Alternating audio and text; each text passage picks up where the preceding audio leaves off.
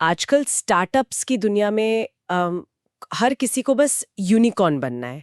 मतलब करोड़ों की फंडिंग, बड़े बड़े दफ्तर और बेतहाशा मार्केटिंग। बिल्कुल सही कहा आपने। लेकिन क्या कोई ये सोच सकता है कि बिना एक भी रुपया मार्केटिंग पर खर्च किए कोई कंपनी $1 बिलियन का साम्राज्य कैसे खड़ी कर सकती है? ज्यादातर लोग तो यही कहेंगे कि इसके पीछे कोई बहुत ही उन्नत एआई या कोई गुप्त जादुई तकनीक होगी। हाँ, बिल्कुल। लेकिन सच तो ये है कि इसके पीछे कोई जादू नहीं, बल्कि एक बेहद पुरानी, लगभग बोरिंग सी लगने वाली टेस्ट एंड स्कोर की तकनीक है। आज हम जिस दौर में जी रहे हैं ना, वहाँ हर रोज कोई नया एआई टूल बाजार में आ जाता है। जी। और अ, हमें लगता है कि बस ये एक सॉफ्टवेयर खरीद लो और व्यवसाय की सारी मुश्किलें रातों रात खत्म हो जाएंगे। एकदम। और ये एक बहुत ही खतरनाक भ्रम है। मतलब तकनीक चाहे वो कितनी भी उन्नत क्यों ना हो, एक दिशाहीन व्यवसाय को कभी नहीं बचा सकती। हम्म। जब तक किसी काम को करने की बुनियादी समझ साफ ना हो, तो एआई सिर्फ एक ऐसा उपकरण बनकर रह जाता है जो गलतियों को और भी ज्यादा तेजी से करने में मदद करता है। चलिए इसे थोड़ा विस्तार से समझते हैं। आज की इस गहन चर्चा में हमारा मकसद बिल्कुल इसी बुनियादी समझ और तकनीक के सही तालमेल को डिकोड करना है। बिल्कुल। आज हमारे सामने दो बेहद दिलचस्प स्रोत हैं जो ऊपरी तौर पर तो अलग दिखते हैं, लेकिन असल में एक ही सिक्के के दो पहलू हैं। हाँ, मैंने भी जब इन स्रोतों को पढ़ा तो यही लगा। है ना? पहला स्रोत ए खटाना, जो gen AI prompt engineering academy के संस्थापक हैं, उनके द्वारा तैयार किया गया learn to learn test and score नाम का एक बहुत ही व्यवस्थित लर्निंग फ्रेमवर्क है। जी।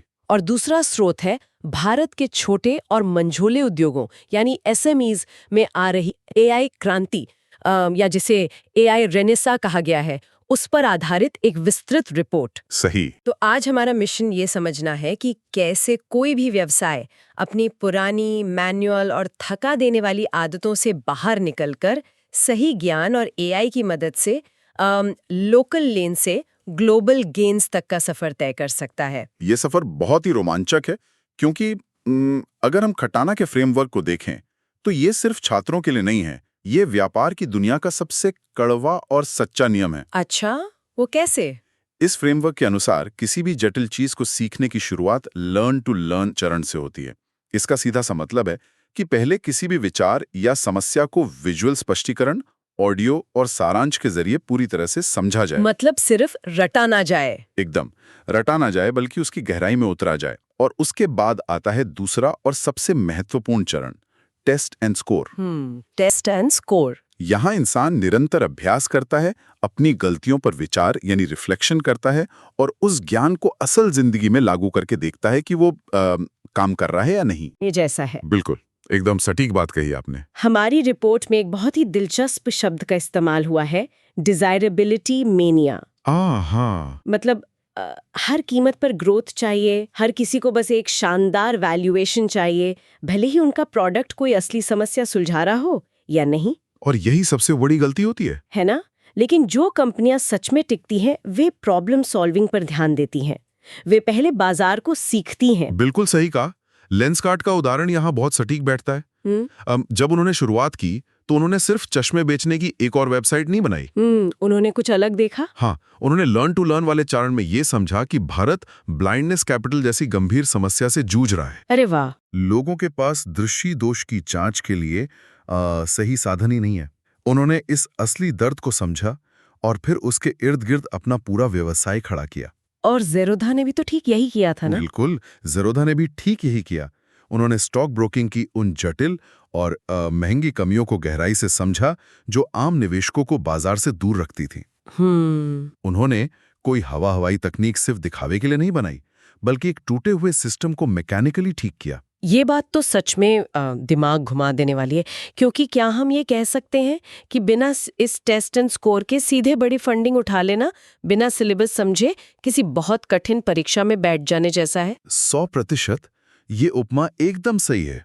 मुझे गिरीश नवरानी का वो किस्सा याद आ रहा है जो हमारे स्रोत में है।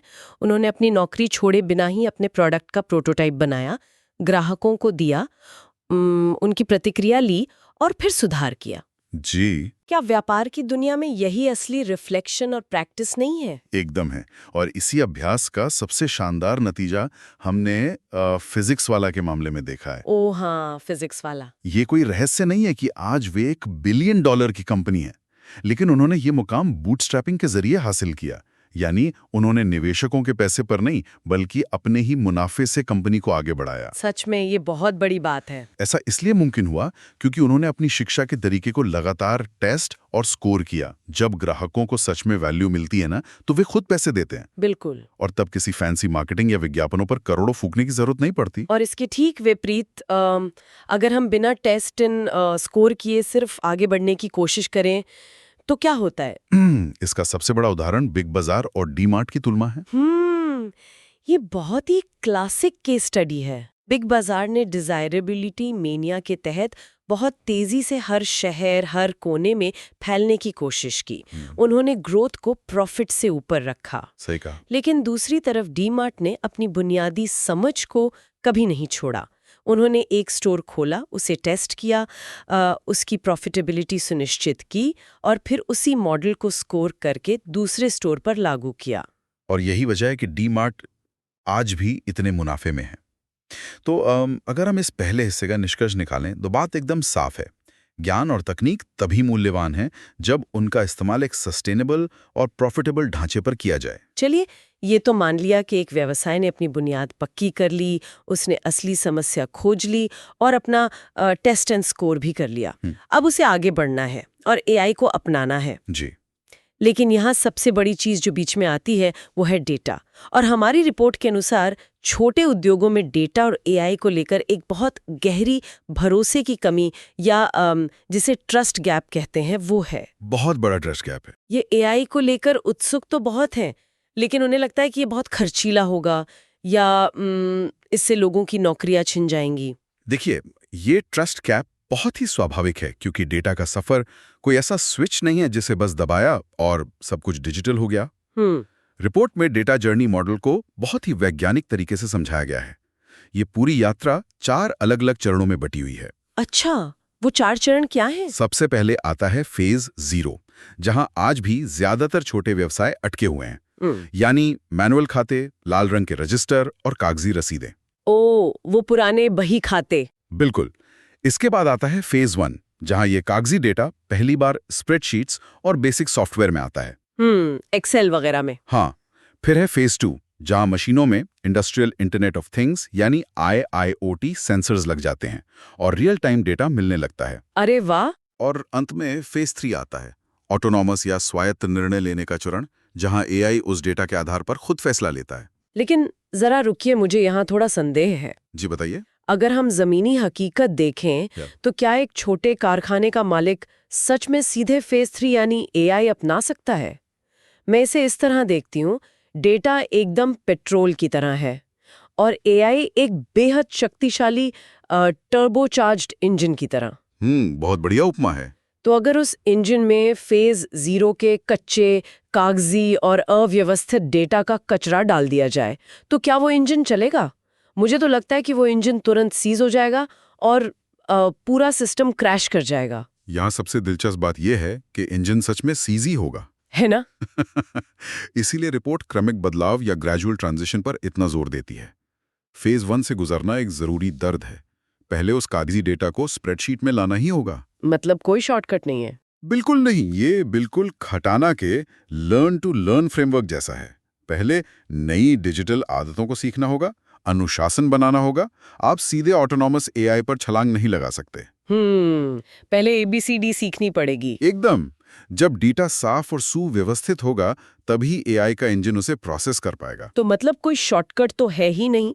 लेकिन जब ये डेटा सही से व्यवस्थित हो जाता है और कोई व्यवसाय फेज 2 या फेज 3 में कदम रखता है, तब कुछ बहुत ही जादुई होता है। बहुत बड़ा बदलाव आता है। हमारी रिपोर्ट इसे न्यूक्लियर रेनेसा कहती है।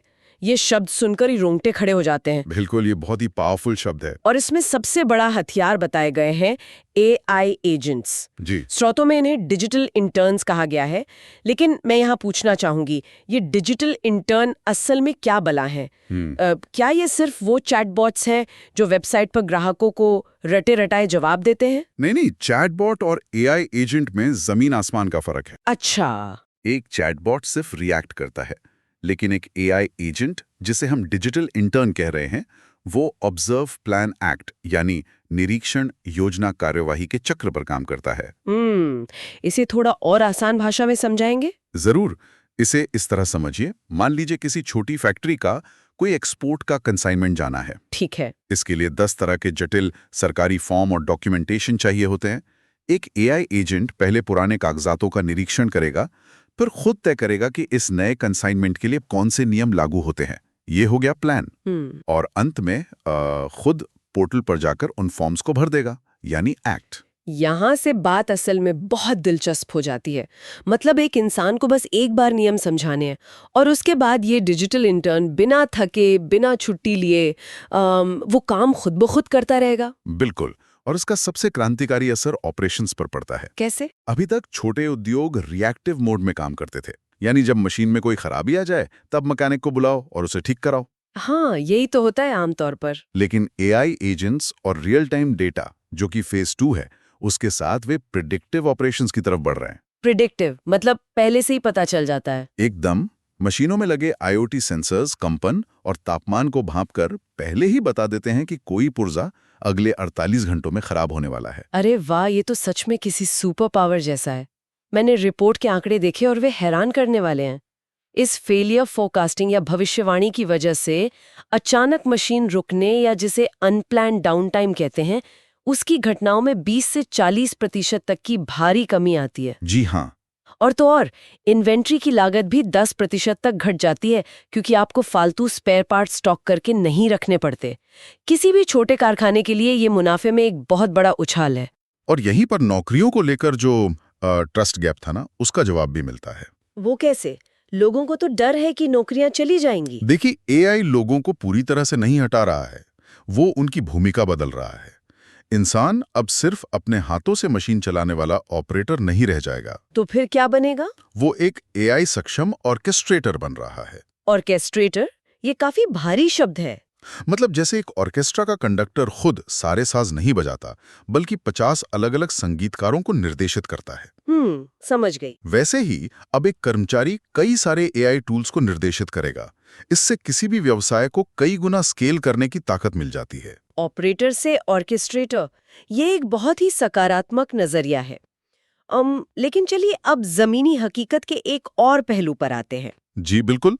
तकनीक तो आ गई, AI एजेंट्स भी काम करने लगे, लेकिन भारत जैसे देश में जहां टियर 2 और टियर 3 शहरों में इतनी प्रतिभा है, वहां सबसे बड़ी चुनौती सिर्फ तकनीक नहीं होती। सही बात है। एक छोटे शहर के उद्यमी के लिए सबसे बड़ी लड़ाई अक्सर सिस्टम और लाल फीताशाही से होती है। बाजार तक पहुंचना या सरकारी योजनाओं का फायदा उठाना हमेशा से एक भूल भुलैया रहा है। ये एक बहुत ही वाजिब चिंता है, लेकिन यहीं पर डिजिटल पब्लिक इंफ्रास्ट्रक्चर यानी DPI एक बहुत बड़ी गेम चेंजर भूमिका निभा रहा है। DPI के बारे में काफी चर्चा है आजकल। आज उद्यमशीलता का जो लोकतंत्रीकरण हुआ है ना, वो पहले कभी नहीं देखा गया। हमारी रिपोर्ट का एक बहुत ही शानदार आंकड़ा है कि आज भारत में 50% मान्यता प्राप्त स्टार्टअप्स टियर 2 और टियर 3 शहरों से ही आ रहे हैं। क्या बात है! आधा हिस्सा छोटे शहरों से? जी, ये कोई तुक्का नहीं है। ये मुमकिन हुआ है ONDC, डिजिलॉकर और नए पोर्टल ऑफ पोर्टल्स जैसे मजबूत सरकारी इंफ्रास्ट्रक्चर की वजह से। ये पोर्टल ऑफ पोर्टल्स वाला कॉन्सेप्ट मुझे बहुत दिलचस्प लगा। एक आम संस्थापक के लिए पहले एक मंत्रालय के पास जाकर अपनी कंपनी रजिस्टर कराना, फिर सब्सिडी के लिए किसी दूसरे दफ्तर के चक्कर काटना किसी बुरे सपने से कम नहीं था। बिल्कुल, जूते घिस जाते थे लोगों के। है ना? क्या ये नया शॉपिंग मॉल अप्रोच सच में उन वर्चुअल साइलोस को मैकेनिकली तोड़ पाएगा जो छोटे संस्थापकों को फाइलों में उलझाकर रखते थे? देखिए, इसे बिल्कुल एक आधुनिक शॉपिंग मॉल की तरह ही डिजाइन किया गया है। अच्छा। पहले अलग अलग मंत्रालय अपनी अपनी योजनाओं को एक साइलो यानी बंद डिब्बे में चलाते थे। किसी को पता ही नहीं होता था कि दूसरे विभाग में क्या चल रहा है। हाँ, कम्युनिकेशन ही नहीं था। अब कन्वर्जेंस रणनीति के तहत स्फूर्ति और MSF CDP जैसी तमाम अहम सरकारी योजनाओं को एक ही डिजिटल छत के नीचे ला दिया गया है। मतलब सब कुछ एक ही जगह। बिल्कुल। अब अगर किसी व्यवसाय को मशीनरी के लिए लोन चाहिए और साथ ही स्किल डेवलपमेंट के लिए ट्रेनिंग, तो उसे 10 अलग-अलग पोर्टल्स पर लॉगिन नहीं करना। अरे वाह! एक ही डैशबोर्ड पर सारी जानकारी और अप्रूवल मिलते हैं। ये सिस्टम के घर्षण यानी फ्रिक्शन को लगभग खत्म कर रहा है। और शायद इसीलिए रिपोर्ट में इम्पैक्ट AI फ्रेमवर्क का जिक्र है, जिसके 3 मुख्य स्तंभ है: जागरूकता, कार्रवाई और मान्यता। एकदम सही। साथ ही एंटरप्रेन्योरशिप और स्किल डेवलपमेंट प्रोग्राम यानी ESDP के तहत सब्सिडी वाली ट्रेनिंग भी दी जा रही है। इसका मतलब है कि सरकार सिर्फ तकनीक नहीं दे रही, बल्कि SMEs को लर्न टू लर्न के लिए पूरा माहौल दे रही है। जी। और ONDC तो वैसे भी छोटे दुकानदारों को सीधे ई-कॉमर्स के दिग्गजों से टक्कर लेने की ताकत दे रहा है। कोई भी बिचौलिया नहीं, सीधा ग्राहक से संपर्क। बिल्कुल, यही लोकल लेन से ग्लोबल गेन्स का असली अर्थ है। तकनीक और नीतियां मिलकर एक ऐसा पुल बना रही हैं जो छोटे शहरों के टैलेंट को सीधे वैश्विक बाजार से जोड़ रहा है। लेकिन अगर हम इस पूरी तस्वीर को एक कदम पीछे हटकर देखें, तो यहाँ एक बहुत बड़ा पेंच नजर आता है। वो क्या? एक बहुत ही अजीब विरोधाभास है। जरा सोचिए, AI से उत्पादन और ऑपरेशंस एकदम सटीक हो रहे हैं। ONDC की वजह से हर किसी की बाजार तक पहुंच भी एक जैसी हो गई है। जब हर कंपनी के पास एक जैसे बेहतरीन AI एजेंट्स होंगे, जब हर किसी का प्रोडक्ट बिल्कुल परफेक्ट होगा, तो फिर एक व्यवसाय दूसरे से अलग कैसे दिखेगा? ये एक बहुत ही गहरा सवाल है। बाजार में तो सब एक जैसे रोबोटिक परफेक्शन के साथ खड़े होंगे। ऐसे में कोई अपनी अलग पहचान कैसे बचाए रखेगा? ये आज के दौर का सबसे प्रासंगिक सवाल है। देखिए, जब क्या बनाया जा रहा है वो सब जगह एक जैसा हो जाएगा, तब सारा खेल इस बात पर आ टिकेगा कि उसे कौन और क्यों बना रहा है। कौन और क्यों? तकनीक जितनी ज्यादा आम और सुलभ होती जाएगी ना, इंसानी जुड़ाव उतना ही दुर्लभ और कीमती होता जाएगा। बिल्कुल। हमारे दोनों स्रोत इस बात पर जोर देते हैं कि आने वाले समय में कॉपी कैट से अपने व्यापार को बचाने का सबसे अचूक और शायद इकलौता हथियार है पर्सनल ब्रांडिंग और अपनी कहानी सुनाना। ये कितनी हैरानी की बात है। हम उस दौर में हैं जहां मशीन लर्निंग और ऑटोनॉमस AI की सबसे ज्यादा बात हो रही है, लेकिन अंत में व्यापार को बचाने के लिए हमें एक इंसानी कहानी की शरण लेनी पड़ रही है। यही तो विडंबना है। रिपोर्ट भी बताती है कि लिंक्डइन या अन्य सोशल मीडिया पर अपनी स्टार्टअप यात्रा को सार्वजनिक रूप से साझा करना, यानी बिल्डिंग इन पब्लिक, कोई दिखावा नहीं बल्कि एक ठोस बिजनेस स्ट्रैटेजी है। और इसके पीछे पूरा उपभोक्ता मनोविज्ञान काम कर रहा है। अच्छा, वो कैसे? जब कोई फाउंडर अपनी कहानी बताता है कि उसने ये कंपनी क्यों शुरू की, उसे किन मुश्किलों का सामना करना पड़ा, वो किन रातों को नहीं सोया, तो वो ग्राहकों के साथ एक गहरा भावनात्मक बंधन बनाता है। Emotional bond. बिल्कुल। AI एक बेहतरीन प्रोडक्ट तो बना सकता है, लेकिन वो संघर्ष नहीं कर सकता, वो रो नहीं सकता। रिपोर्ट के आंकड़े बहुत स्पष्ट हैं। इस तरह के भावनात्मक जुड़ाव से बिक्री में 21 से 30% तक की भारी वृद्धि देखी गई है। अरे बाप रे, 30%!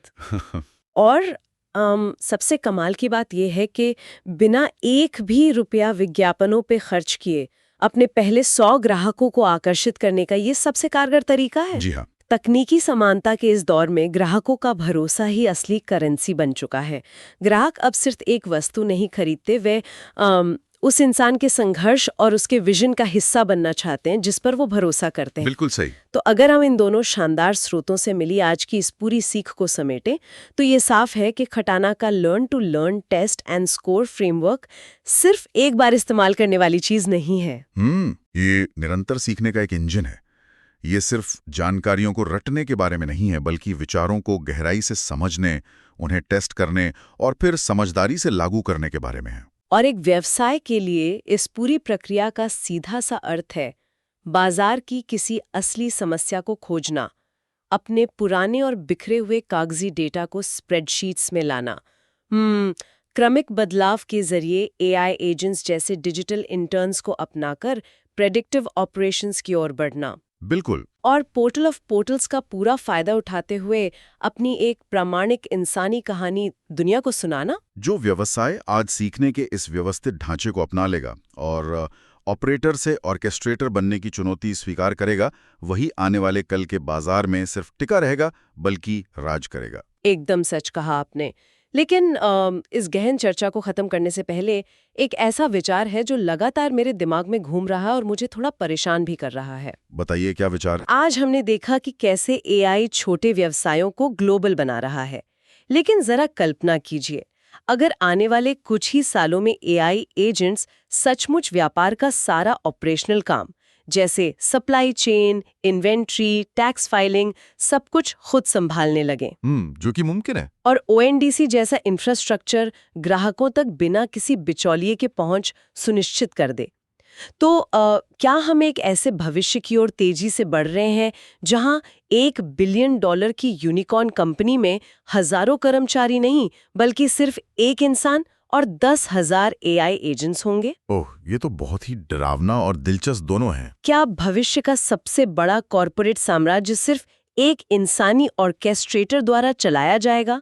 ये सोचने वाली बात है। ये सच में एक ऐसा सवाल है जो पूरी बिजनेस दुनिया की बुनियाद को हिला सकता है। मेरा मानना है कि जब हर काम मशीनें कर लेंगी तो एक इंसान की असली कीमत शायद सिर्फ उसकी कल्पना और उसकी निर्णय लेने की क्षमता में ही रह जाएगी। और शायद यही वो समय होगा जब हमें अपनी बुनियादी समझ और इंसानी कंपास की सबसे ज्यादा जरूरत पड़ेगी। आज की इस गहन चर्चा में बस इतना ही। जी। सुनने वालों के लिए बस यही कहूंगी कि सीखते रहिए, नए विचारों को अपनी कसौटी पर टेस्ट और स्कोर करते रहिए और इस एआई की दौड़ में अपनी उस इंसानी रचनात्मकता को कभी मत खोइए जो आपको सबसे अलग बनाती है। हमारे साथ जुड़ने के लिए बहुत बहुत धन्यवाद।